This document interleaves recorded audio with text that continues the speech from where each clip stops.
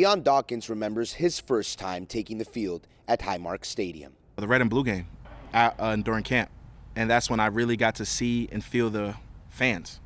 And to be able to go into the stadium and see fans call your name, and as a lineman, I didn't know what to expect. For them to shout my name, it just made me just want to go harder.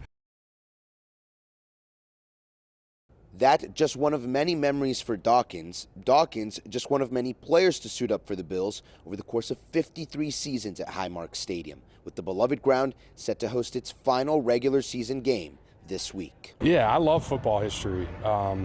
There's so much football history that has happened at Highmark, and I think that this stadium means a lot to a lot of people. And there's so many memories that have come with the wins, the losses, for the fans in particular, and then also the guys that have played and put on the Buffalo helmet. So to be a part of that's really special. Highmark Stadium has seen countless comebacks take place on its field. Numerous legends make their marks inside of its walls. This group of Bills players is aware and appreciative of the history they've already been able to experience and the history they'll get to be a part of Sunday against the Jets. Just knowing that I'm playing on the same field that those guys have played, it's one of the biggest honors you could ask for as a football player, to kind of try to fill in the shoes that those guys have left, the legacy that they still have here.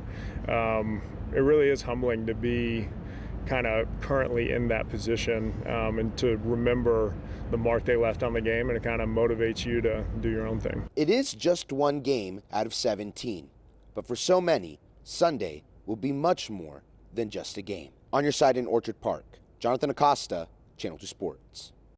One thing I'll miss the most is Sunday at 1 o'clock, but getting there like around 10 o'clock, 3 hours before a game, and realizing that these fans, these people, these Buffalonians, this is what makes their whole life.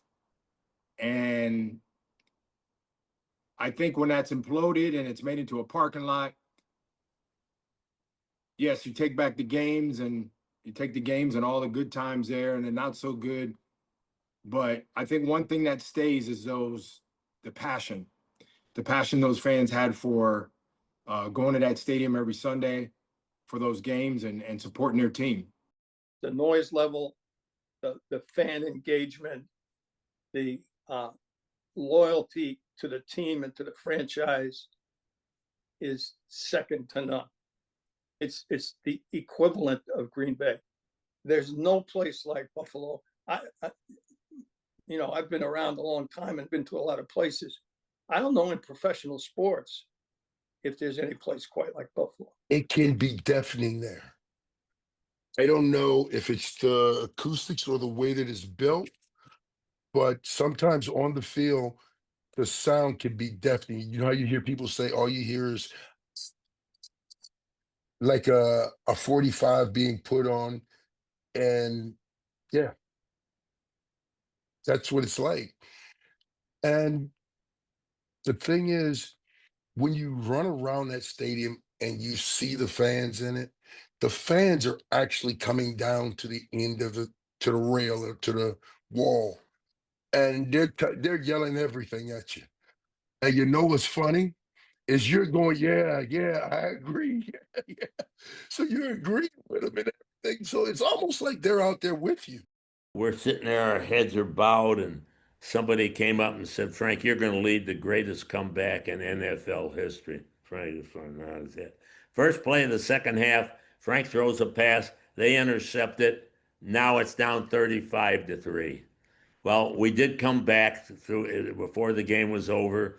And afterwards, Frank told the guy that said that to him, "I knew we were only down by 25 points. The greatest comeback," he says, "was 28 points. That's why I threw that interception." The atmosphere of that stadium and of the fans, and, it was, and I think we all knew it, we all knew it was special at the time. And I don't think any of us, as far as players, really took it for granted. I really felt like there was a camaraderie between the players and the fans in that stadium that was unique. that when we were on the field in pregame and after games, you know, there's the interactions with the fans, I just think was at a different level than most places I've seen. I felt like the players had more of a connection with the fans during those years than I experienced anywhere else. It was the number one home field advantage of any field I played on. Let me put it that way. There's no doubt. Crowd noise, wind conditions, snow conditions, all that. And like I said, part of that like they say, Bill's weather or whatever, but part of it was that the fans embraced that weather. They embraced those conditions. I always felt when we had nasty conditions in Buffalo, we had an advantage. It was a vibe that was unmistakable. And you know, you always wonder which comes first, the chicken or the egg, the winning or the enthusiasm. Well, they were joined at the hip at that moment in time for those years when I was there. And it was the most electric place that I ever played. And, you know, I played in some great places, some great venues. You know, playing in Lambeau Field was pretty special. We played as a Packer, I played in the first playoff game since the Lombardi era and the strike shortened season. So that was special. But going out to play in, I keep calling it Rich Stadium, was just incredible. Came out before the game, the ground looked like this. It was a ton of green. Went in after I did my warm up and then came back out, and it felt like it was 2 feet of snow on the ground, and it came out of nowhere. Snow was blowing, hitting you in your face sideways, couldn't maybe see 3 or 4 feet in front of you, and the Colts had white jerseys on. So trying to tackle Frank Gore in that while we were kind of sloshing through the snow was really hard. Fortunately, we had LaShawn McCoy, and they couldn't tackle him at all. He had like 200 yards. And so it was really cool to be able to play in a game like that and obviously come out on top and win it. When I walked in Rich Stadium, I went, oh my gosh, this is big time right here. It kind of woke me up a little bit, to be honest with you. But it was a great stadium, and to play the first game there, it was outstanding. And we had a lot of good players, and everybody was really proud of the stadium. Parts of that day I just still can't believe. It was honestly one of the most surreal days of my life. I remember everything, but honestly, as soon as I ran through the goal line, it was just like everything just kind of went like blank. Everybody was screaming. It was really loud, but it was just like I could hear all my teammates. And actually, the first kickoff, I jumped in the crowd anyway, so I feel like I had to bring them into that moment. And I'm excited just to be a part of that community. And hopefully, I'll always be welcomed up there, and hopefully, I'll always be a part of Bill's history with that play.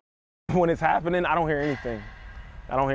I'm just in the zone, in the moment, just going. You know what I'm saying? It almost feels, in those moments, it feels surreal. You know what I'm saying? When you have plays like that, they feel like they're not real. Obviously they are, you know what I'm saying? But after the play, that's when you hear everybody and you hear the crowd and how crazy it was going when I scored the touchdown. There was like 80,000 people in the stands, and just to hear them when we score, and after the game, being able to come out and see all the people out in the parking lots and all the tailgate. Trust me, I've heard a number of things from players that I know that played on other teams, especially like Dan Marino, when they were leaving, how many signs and how many things that they did to that bus when they were leaving. I won't go there.